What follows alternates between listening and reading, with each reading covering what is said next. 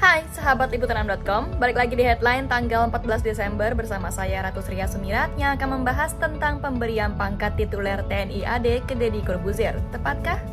Simak penjelasannya.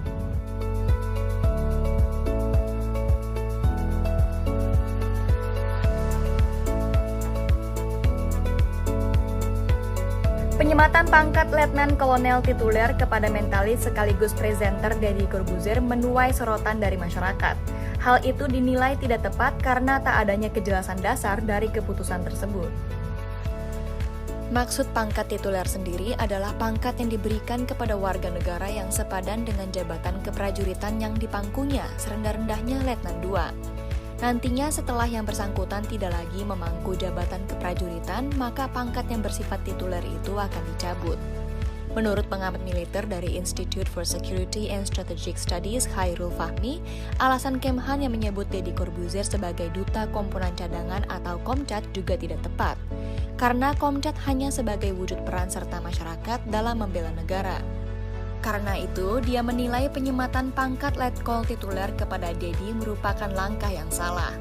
Dan alasan Menteri Pertahanan Prabowo Subianto yang mengeluarkan keputusan itu pun dinilai tidak bersubstantif. Fahmi menegaskan bahwa publik memang tidak meragukan lagi kemampuan Deddy Corbuzier sebagai influencer dan pegiat media sosial. Namun hal itu bukan berarti sang mentalis tersebut layak dianugerahi jabatan tituler.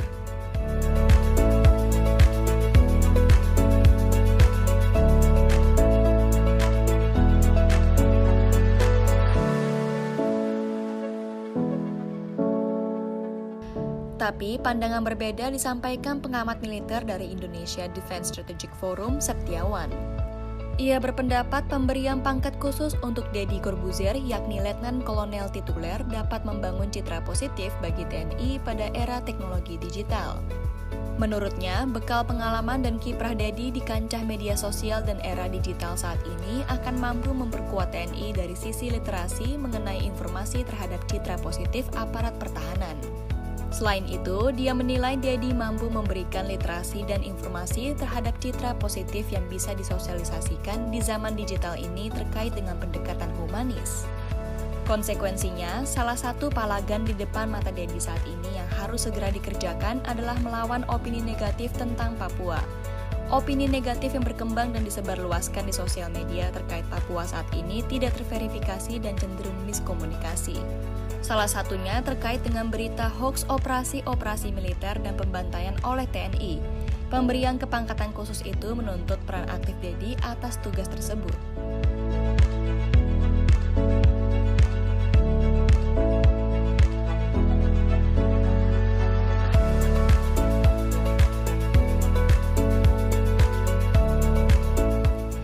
Kepala Dinas Penerangan Angkatan Darat Brigadir Jenderal TNI Hamim Tohari menampik bahwa pemberian pangkat tersebut adalah usulan dari KSAD Jenderal TNI Dudung Abdurrahman.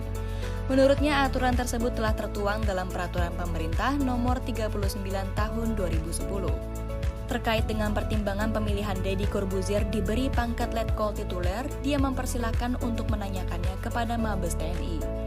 Sebab yang memiliki kewenangan untuk mengangkat adalah Panglima TNI Jenderal Andika Perkasa. Hamim pun kembali menegaskan bahwa usulan pemberian pangkat itu bukan berasal dari KSAD Jenderal Dudung. Angkatan Darat sendiri hanya memproses putusan dari Panglima TNI tersebut.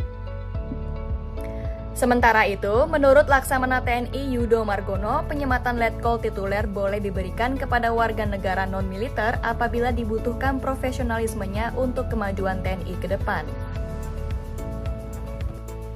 Yudo juga ingat sewaktu masih menjalani pendidikan di Akademi Militer, dia sempat diajarkan oleh seorang mayor tituler. Ia mendapatkan gelar tersebut karena memiliki kemampuan yang tidak dimiliki oleh prajurit TNI.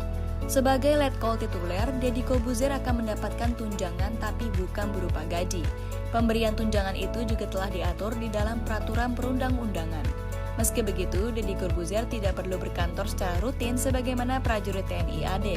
Dia hanya bisa berkantor sesuai kebutuhannya. Sekian headline liputan6.com hari ini dan saya Ratu Sria Sumirat pamit undur diri. Bye!